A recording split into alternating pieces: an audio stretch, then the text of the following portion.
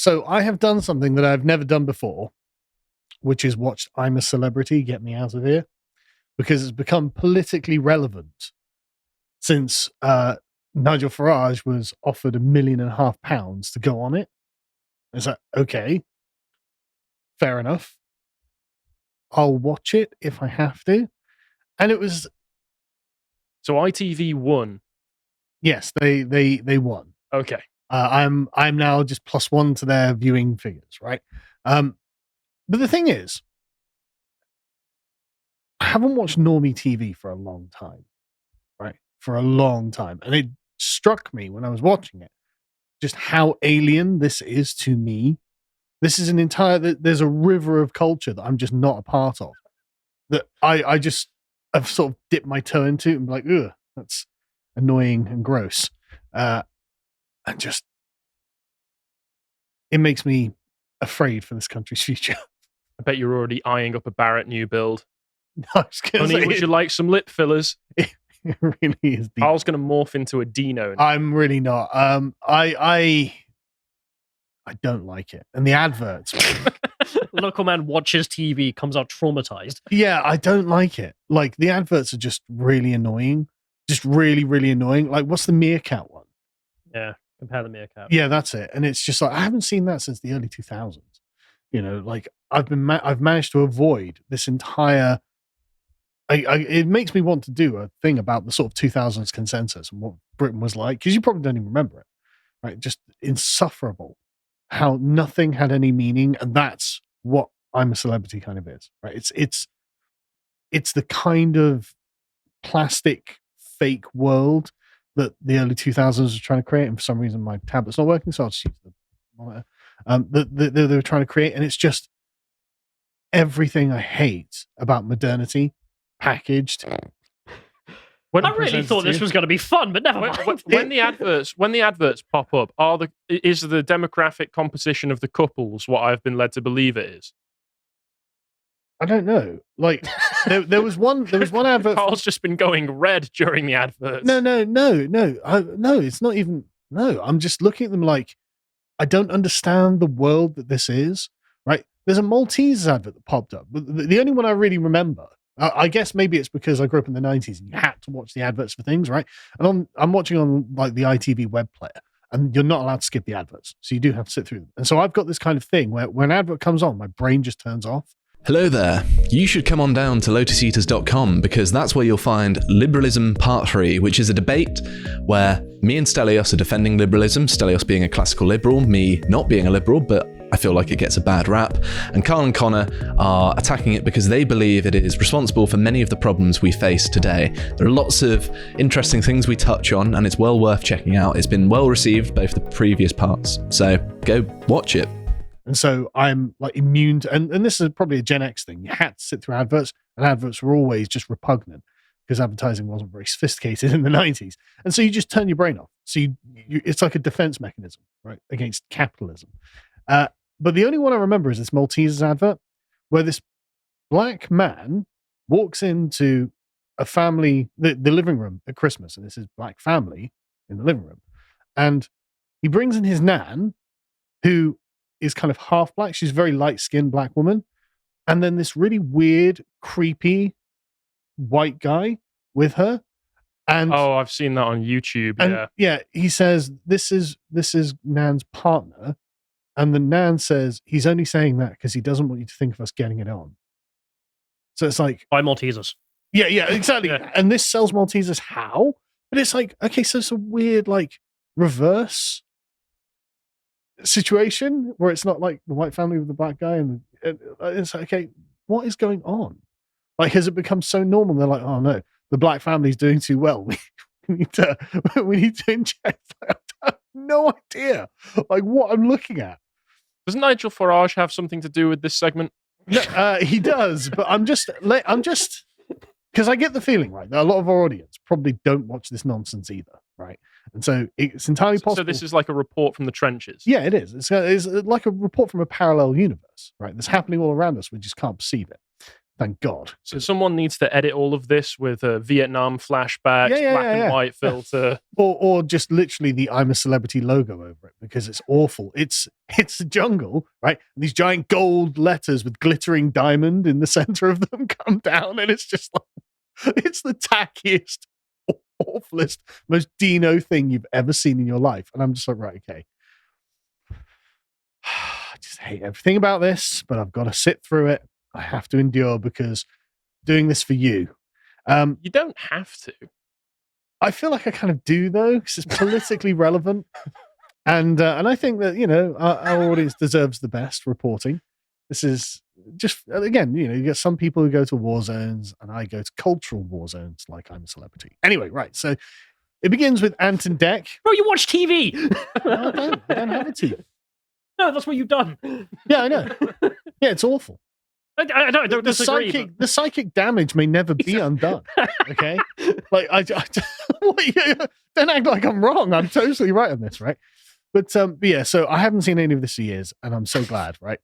But anyway, so it begins with Ant and Dec, and Ant and Dec are old, right? Now I remember Ant and Dec when the last time I used to watch TV when they were young, and so it was weird watching them being old.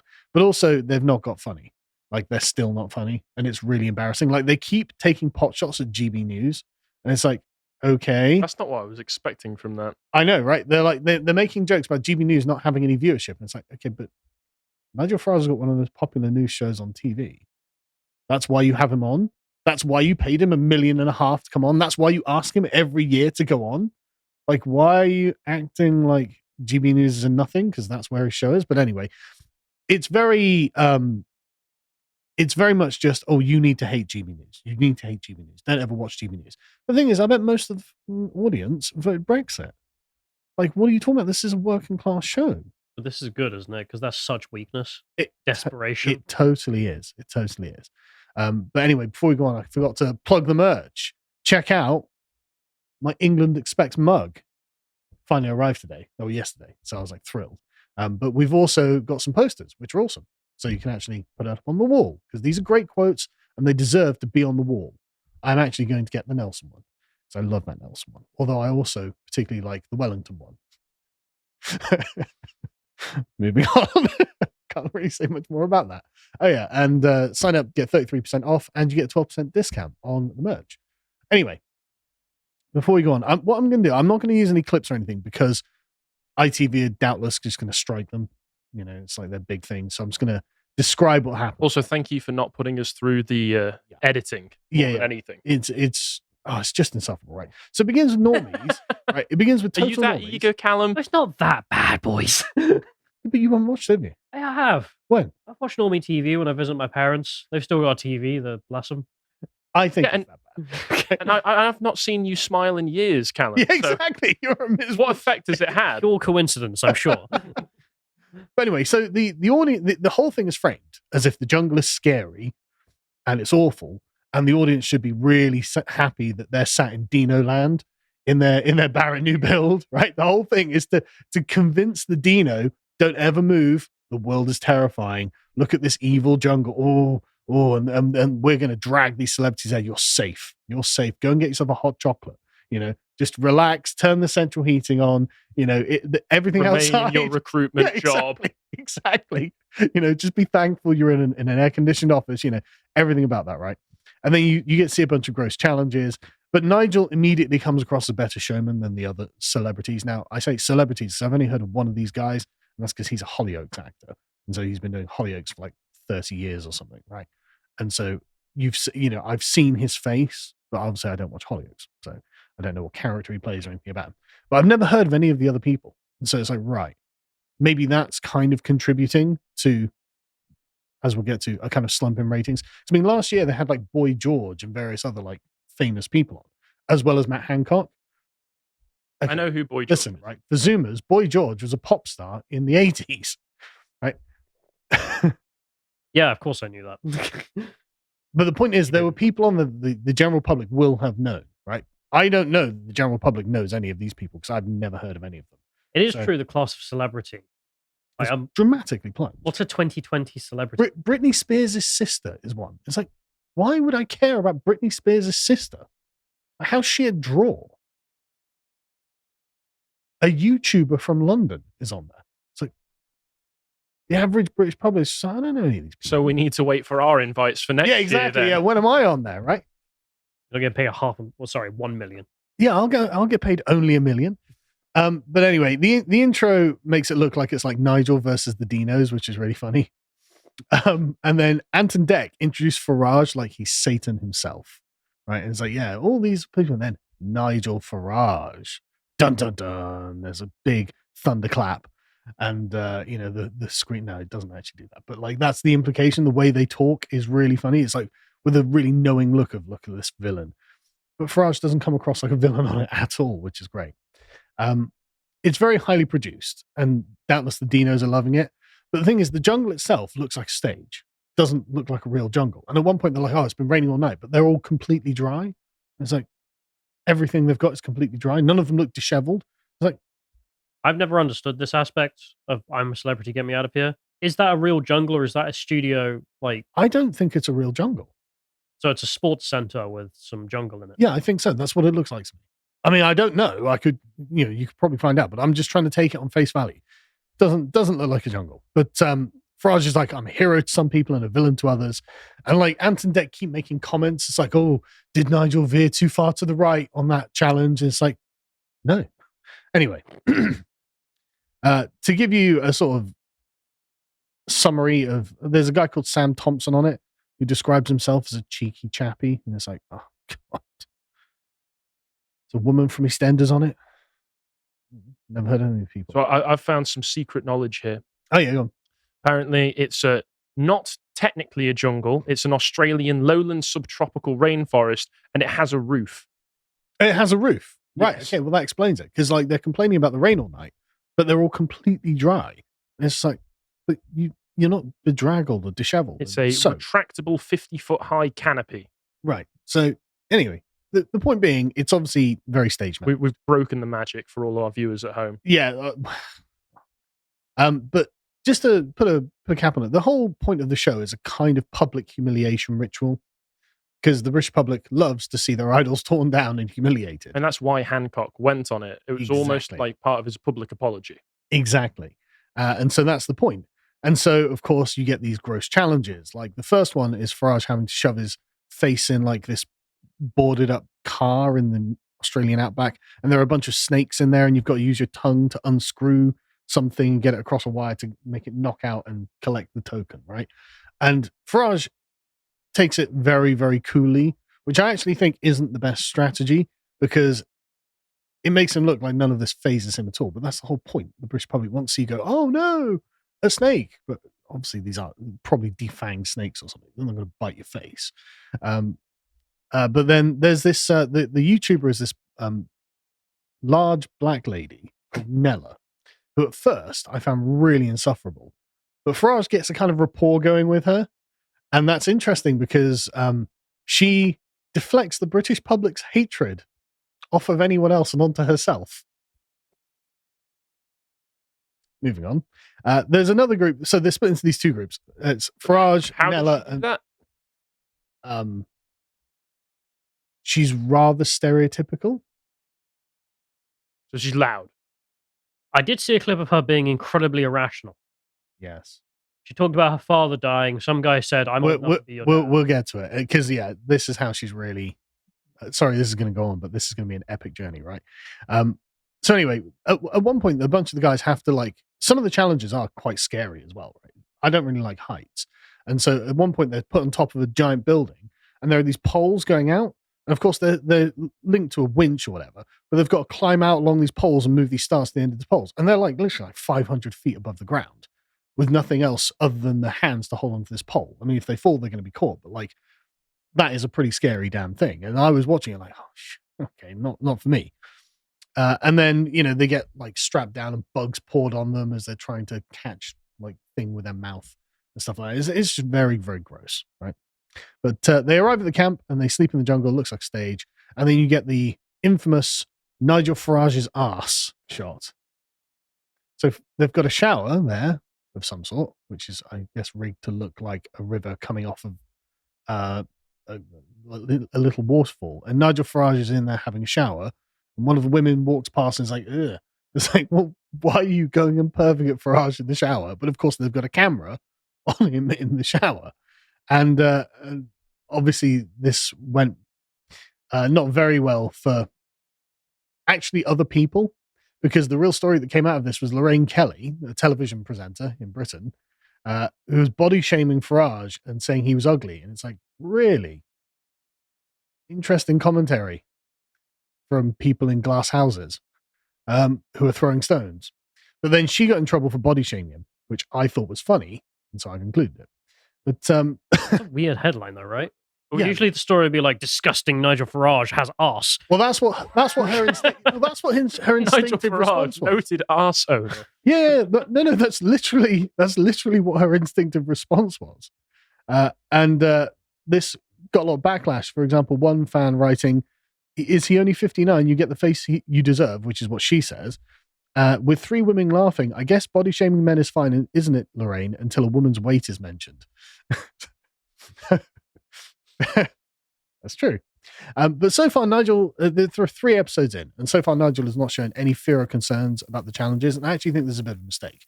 Like, he actually should try and show a bit of revulsion, but then going, okay, fine, I'm going to do it anyway. But instead, he's treating everything as cool as a cucumber. And it's just like, come on, Nigel, you've got an audience here that you need to be playing towards. And, you need to show a bit of disgust. He does have quite a good bit where him and Nella have to eat these pizzas. But of course, the pizzas are just the most vomit-inducing things you've ever seen. Like, there's a pizza entirely made of penises, pizza entirely made of anuses, pizza entirely, What? Who came up with these ideas? the people who Callum, why do you look like you're thinking, oh, it's not the worst, I suppose? the people who craft Dino World came up with these things, right? That's And what people think of when they're sat between calls in the call center. Oh, what kind of pizza would be the worst pizza I'd like? they absolutely would. Did you see Nigel Farage eating the anus pizza? I couldn't believe it. I'd never put that in my mouth. And don't get me wrong, obviously it looks totally disgusting, and that's the point. Yeah, I've worked in a call center. That's actually the conversation. So have I. Going on. I know, right? But the point is, like, Nigel and Nella actually get quite a good rapport going, because she's like, she calls him Farage. She says, Farage, you got to give me a countdown, Farage. He's like, 5, 4, 3, 2, and then she shoves it, and it's gross, right? But he just eats it pretty solidly. He does quite a good job. At one point, he discusses Boris, which is surprisingly interesting, and everyone's like, because Nigel's a bit older than the rest, most of them anyway, and they're not involved in politics. So they're, okay, what's Boris like? And so he just tells you, well, he's surprisingly introverted, but he's a total bumbler in real life, but he's entertaining in small doses. And there's another bit where they talk about Farage's plane crash, which is, again, quite an interesting thing. So he was like, oh yeah, like all broken, all my bones, punctured lungs, stuff like that. And then, of course, you have the inevitable Brexit discussion, because one of them's a French chef. It's like, and he's just whining. He's just absolute. He's going to be frighteningly arrogant about it. Yeah. Like, the intolerance. Brexit was about immigration. Your poster was shameful. It was about demonizing migrants. Have you seen France? Exactly. It's just, Farage is very soft on it. He doesn't push hard, actually. But the Frenchie, like, boils it down to, he's saying, you're just saying we don't want more Europeans coming in. And what we're getting now is immigration from other countries. And it's like, right, so it's racist immigration policy. Immigration complaint from the French guy. We're getting all the Arabs. He's got a point. Oh, no. You should do as a French do. Bring more Algerians, trust me. Exactly, right? But Farage just makes the point, look, Brexit was just about self-governance. And at one point, the French guy's like, Nigel is kind of hiding behind facts and not facing reality. He's hiding behind facts. Yes. He's not facing reality. Anyway, Nella and the French guy have this set to. And it's totally unreasonable on Nella's part, right? The French guy, like, she doesn't want some food, and he's like saying, oh, you should have some food. She's 26, he's 51. And at some point in the conversation, like, he's just like, well, I'm old enough to be your dad.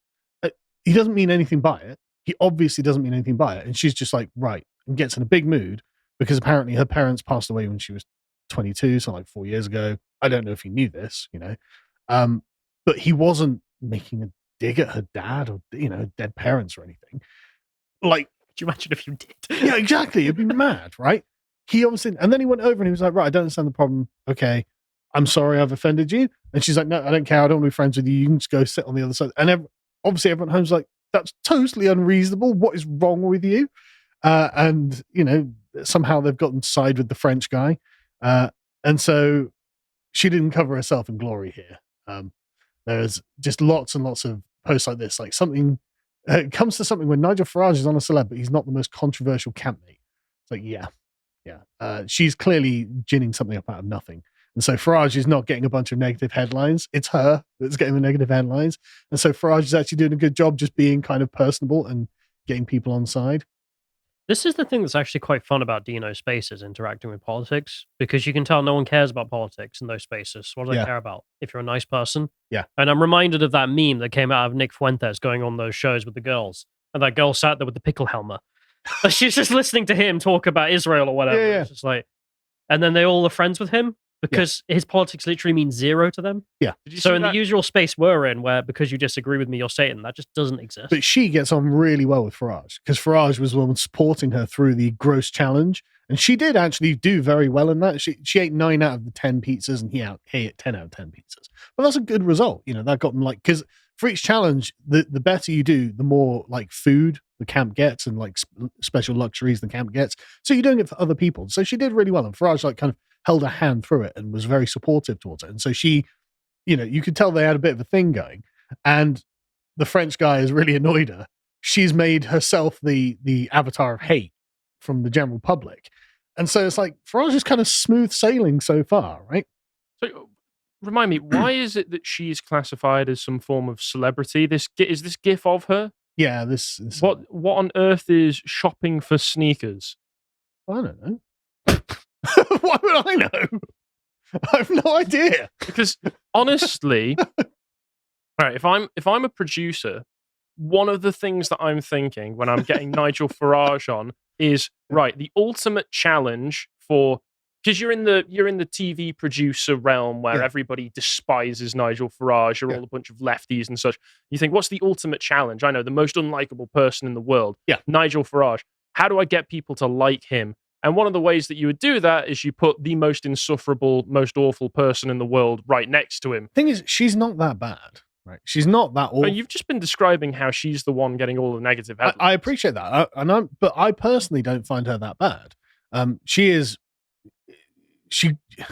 was very annoying at first. She got a little less annoying, and to be honest with you, I'm kind of enjoying the fight that she's having with this the French guy. So, like, I'm thinking kind of tactically. And speaking of tactical, right, at one point, and this is the real mistake I think Farage has made so far, he tries to talk in confidence with one of the women. It's like, Nigel, you're being filmed and you have a microphone on you. Everything is being picked up. They're definitely going to clip anything that could make you even look slightly bad and make sure millions of people see that. So why would you say anything about the plan behind going on I'm a Celebrity? Because, of course, everyone in the political space is well aware that Nigel goes on I'm a Celebrity because he's going to reach millions of people.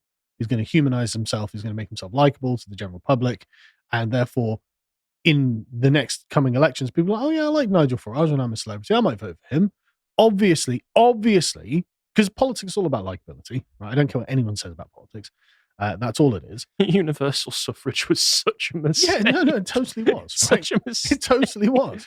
How are you voting this year? Well, he was on I'm a Celebrity. That's why people vote for Boris. They just liked him. I know. And the reason they're not voting for the Conservatives is they don't like them. It's literally that simple. But Farage ends up saying this. He says, he's talking to this woman who's, I think, a food critic. Again, never heard of her. But he says, I wanted to do the challenge because it's 25%. Because the public votes for who's going to do the challenge, and Nella gets selected to do the challenge. And Farage says to this woman, I wanted to do the challenge because it was 25% of the airtime. It sounds a bit cynical, but there you go. It's like, okay, that now makes I know what's going to happen there. In living rooms around the country, there's going to be someone in the living room who goes, see, he's just doing it for his own career. And that's because that's how it comes across. And it's like, no, don't say stuff like that. You're being recorded, even if that's the case, Nige. But no one seems to have picked up on it. It doesn't seem to have become a big deal. But that's definitely something that was said. And when he was talking about his plane crash, he has a pretty good comeback, because a bunch of them were like, so are you okay with just saying like unpopular things? You'll get up and make a speech that'll be unpopular. It's like, well, it depends who you're unpopular with, So like Nigel completely like reverses it. He does quite a good job there. I just like that concept. That you go into politics just to be like, we should dump more sewage in the drinking water. I don't really know what the point of that would be. But that's the point. It shows, most people agreed with Brexit. Nigel Farage actually has the popular view here. Yeah. And she's like, oh, but don't you mind being unpopular? Yeah, with Remainer lefties, fine. But anyway, I thought we'd go for some Guardian reviews. 1 star. Yeah. I'm shocked. 1-star Guardian review. It's going to be a cakewalk for Nigel Farage, because he is quite a personable chap. But you notice that's not a review of the show. I mean, immediately, he's not reviewing the show. He's just like, I don't like that he's having a good time. Yeah, that's 1 star. precisely. And that he's doing well with the public.